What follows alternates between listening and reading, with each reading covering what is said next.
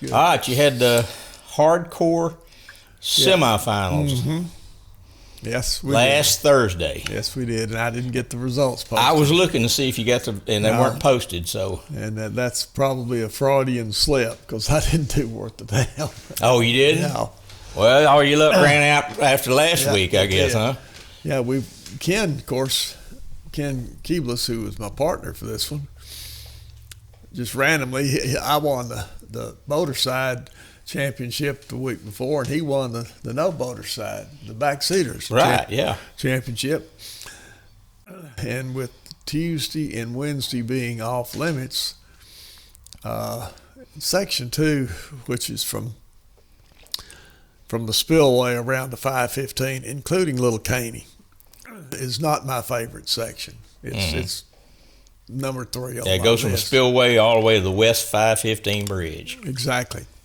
But since Ken had caught so many good fish the previous week, I thought we were in pretty good shape. We just so this is they pulled the deal out of the hat. Yeah, pulled it out. And they said it's number 2 section. That's right. Okay. We found that out Tuesday night. So I thought, well, that's pretty good. We'll go fish Ken's fish. So we started off Thursday morning fishing Ken's fish, and about 8 o'clock he said, "We're in trouble." I said, "What do you mean?" He said, "I had a limit but this time last week." Oh, wow. I said, "Okie dokie." So we kept fishing around. And finally, about noon, I picked up a small crankbait and started throwing it and caught a decent little fish. I thought, well, maybe this is something that's going to produce. Kept going, and finally, about 2 o'clock, we got into some small fish. But trouble is, they were too small. Oh, yeah. We were catching 6 and 8 inch fish. Now, this is with those crankbaits? With the crankbaits, yes. And they were up in the back of Little Mustang. I mean, from the last boathouse, 3 or 4 boathouses back from the end. We just worked back and forth along there. And they were schooling in there, but it looked more like shad schooling than it did bass schooling. But so you were back up in this area here. That's a little Mustang there. Yeah, we were. Well, the point that you got your arrow on is where the last boathouse is, and we were fishing from there back out towards the main lake. Anyway, I ended up with 2, and he ended up with 2, which turned out to be enough. We had 13 boats, so the top 7 advanced, and I finished 8th. Oh, okay. So I missed the cut by 1, which, hey, sometimes you're the windshield, sometimes you're the bug. And looking back at it, if I hadn't have fished there, I guess I'd have gone in Little Caney. But my buddy that went into Little Caney didn't do any better than I did. Oh, so, okay. There were some good bags of fish caught, though. It never seems to fail. And hats off to Bruce Allen. Bruce may have won one tournament that I can remember since the club's been going on, but he won this one going away. Oh, really? Yeah. So that that helps you. So that makes Bruce feel better, I'm sure. Well, sure. Who was he fishing with? Do you not remember? I really don't remember who his partner was. His partner had a bad day. Oh, yeah, Jackie Price was his partner. Jackie only caught a couple. But the co-anglers, it didn't take much at all on the co-angler side to qualify. Ken, unfortunately, finished just like I did, one out of the money. So he didn't make it either. So we both get the weekend off next week. Oh, okay. So or this week. This week, yeah. This week. is Monday already. Yeah. Doesn't seem like it. No, it doesn't. No telling. So the championship will either be Section 1 or Section 3. And it's pretty evenly split between, I think probably half the guys would prefer it be Section 1. The other half would prefer it be Section 3. Right, yeah. So, of course, Section 3 includes birch. Well, yeah. The Birch Creek boys. Right. And section 1 is from the spillway all the way back up Big Caney. Yeah. So when you were back in Little Mustang, was any grass back up in there? No, there's not a sprig of grass. I've not seen, well, except for there is grass in the back of Running Creek. We went back in there a couple of weeks ago pre-fishing. There's a lot of grass in there. I mean, beautiful green hydrilla.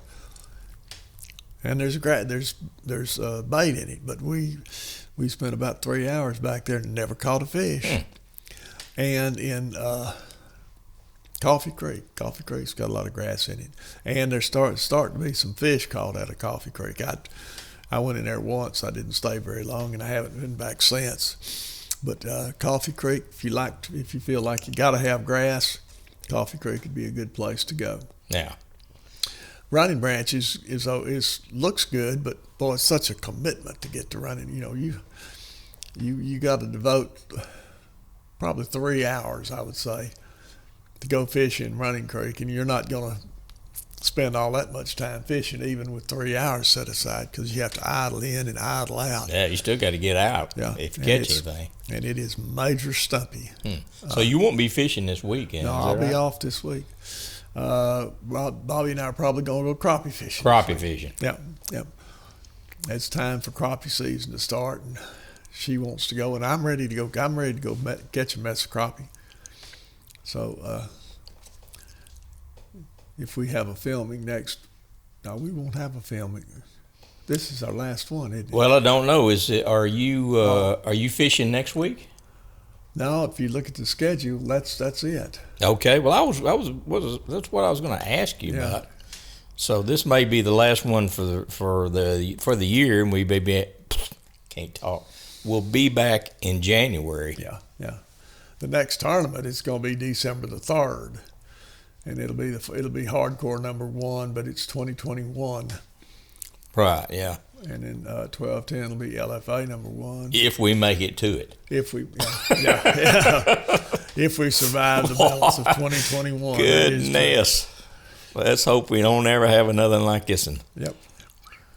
Yep, I'm ready. I'm ready for it to be over. Yeah.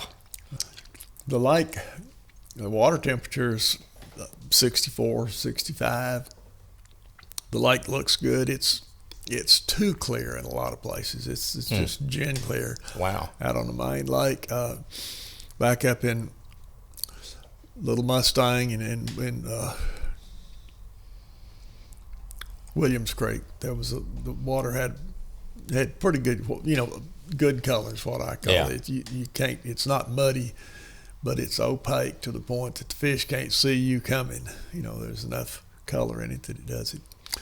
The problem with this time of year is with the lake right now is the lake level, because the dock fish, there's no water under the docks.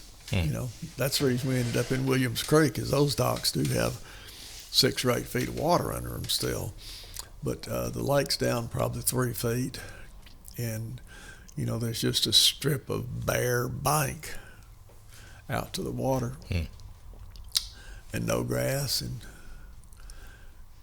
the fish are holding to wood. That's where I caught them during the championship, was on a log pile, actually. Oh, yeah. Yeah. That I knew was there. I didn't know exactly where it was, but I luckily I stumbled into it. But didn't get lucky this time. So looking forward to next year. Get started with a bang, we hope. Well, there's been some really big fish caught this time of year. Mm-hmm. If you follow the crappie, that seems to be the way it goes, So my personal best was caught in December. Well, there you go. So we may not be on it, but if you're big fish hunting, this might be the best time of year. Yeah, there's the big ones are they're not moving shallow yet by any stretch, I don't think, but they're not out in the timber or wherever they are through the rest of the month. We had a Parks and Wildlife biologist came to the LFSA meeting last week before last, whenever it was, and the question somebody asked him, what he thought what had happened to the big fish, because nobody's catching any big fish. And he said they're shocking records where they go out and shock up fish say that there's just as many as there've ever been. They're not showing any decrease in numbers. So where are the fish? And of course everybody speculated, but the most common speculation seems to be they're out holding in deep timber. And I know you can go out in the deeper water and there's just immense amount of shad. Yeah. And with that much shad, a big fish doesn't have to put forth any effort to feed and to stay happy, I guess. Well, they didn't get big by being, a little slow at coming around, figuring out what's what. And when you've got real shad laying out there, that's the deal. And I'm a firm believer that big fish are motivated by two things, and that's eating and sex. Mm-hmm. And I doubt seriously if anything else comes into play too much. There are two urges that all creatures have, and it seems like those are the strongest. Of course, the eating is year-round. The reproducing is only for fish, only in the spring. But if you pay attention to that, maybe it makes you a better fisherman. It hadn't helped me much, but well, anyway. So that's all I know about that. Kind of like Forrest Gump. Right.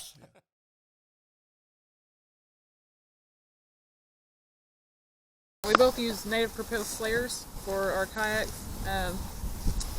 There's a lot of them out there now that you can use with paddles, but ours are actually pedal driven. So the way that'll work, I kind of set this up on here so you see it. Okay. Kind of give us like a hands-free. I was thinking paddles. Yeah. That's really nice. I've never seen that before. There's a lot that do, and even in the tournament tomorrow that starts this weekend, there'll be a lot that are going to be paddling, but there'll be a lot of people that are actually using pedals for their way of getting around. Kind of gives you the hands-free, which in this case is going to be great for that's. I mean, if you're fishing, the more hands, the better. But, so we use this, and we have the rudder system that's on the back. Okay, this is your controls here at the side. So we usually always have a hand-free, which will be holding, your fishing rod. Yeah. This will just correct your direction whichever way you want to go. This is a hummingbird that I use. It's usually mounted right over here on this side. Okay. With the transducer as well. But we'll have the graph set up. I got the battery power kind of ran inside the body of the kayak itself to kind of eliminate anything unnecessary. But other than that, what is this little control right here? Those are scupper plugs. So anytime water comes in, you can let it out. The water out. Okay. Here's some removed because I got some water in. Oh, I here. see. Yeah. There's a bunch kind of scattered throughout. And what do you use this tray here for? This is it's just any kind of storage. Just anything you want to put in there.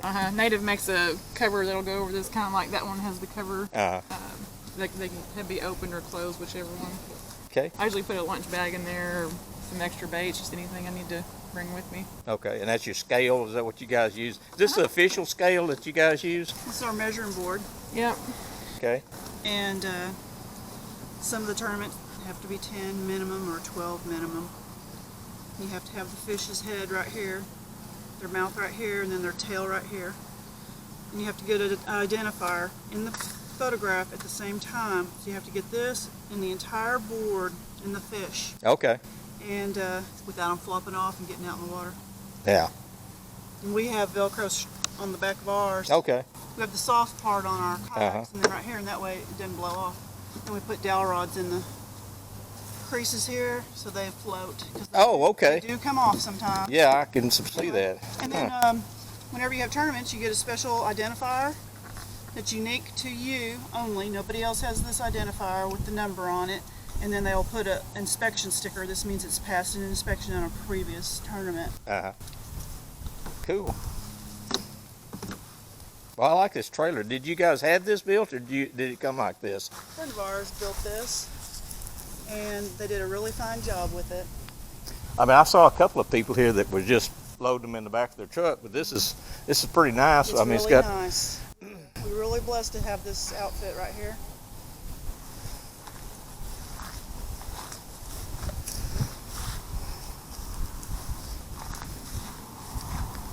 Okay, now do you have some baits or in particular that you guys going to be using, or can you talk about that? Those are top secret, Bob. Okay. Is that something you don't talk about? We're gonna even use a different name for you, okay? No. I'm just teasing. I'm just teasing. Yeah, Jimmy, we can tell you what it is. This is just some trays I was using today. Oh, okay. I got a lot of reds out, some spinner baits. Yeah. There's some chatter baits in there. Different jigs. There's some more chatter baits. Today when I was pre-fishing, I was throwing jigs and jackhammer a lot. Yeah. Caught some fish on both actually, but hopefully tomorrow will be a lot more. Okay. And I got some soft plastics in here. And here's where I organize my terminal tackle. So for like a kayak, it's hard to be able to keep up with so much. So this box really comes in handy. So it's kind of really organized. Oh wow, yeah. Different tungsten, different weights, bobber stoppers, flipping hooks, just all kinds of different It's stuff. so organized, unlike my stuff. I haven't had one like this until this year, and it's been great so far. Yeah. You can make it unique to whatever anyone would want to use. But as far as kayak fishing, this has been my go-to for organizing all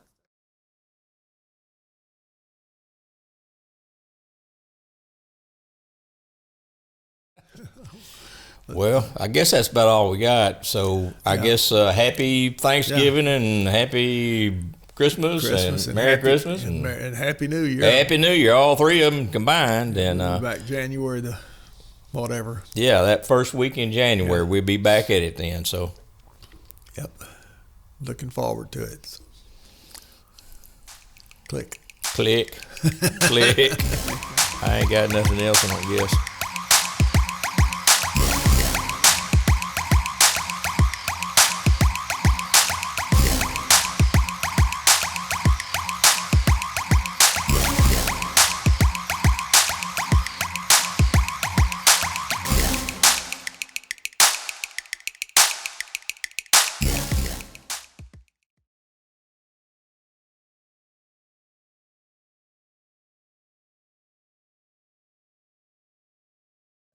An outlet, An outlet. Yeah.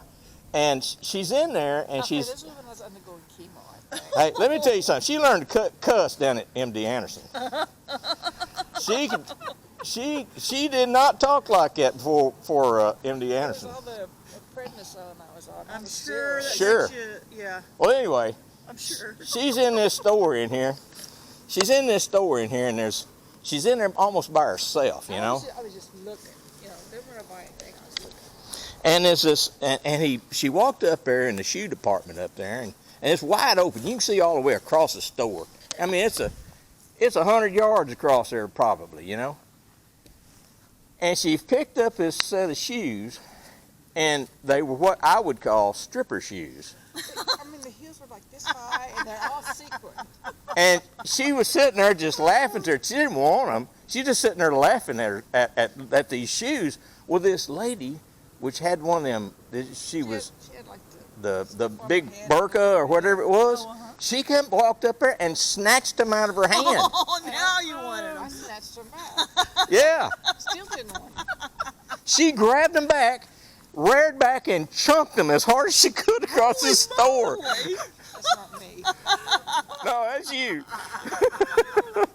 That's what kind of scrapper she is. Oh, yeah. Yeah. Oh, that's amazing. Oh, there's all kinds of stories about her. Thank you. Now, better I end up on YouTube. I have a feeling it won't. Oh, funny. You can't make this stuff up. No. Yeah. Oh, man. I'm not coming next time.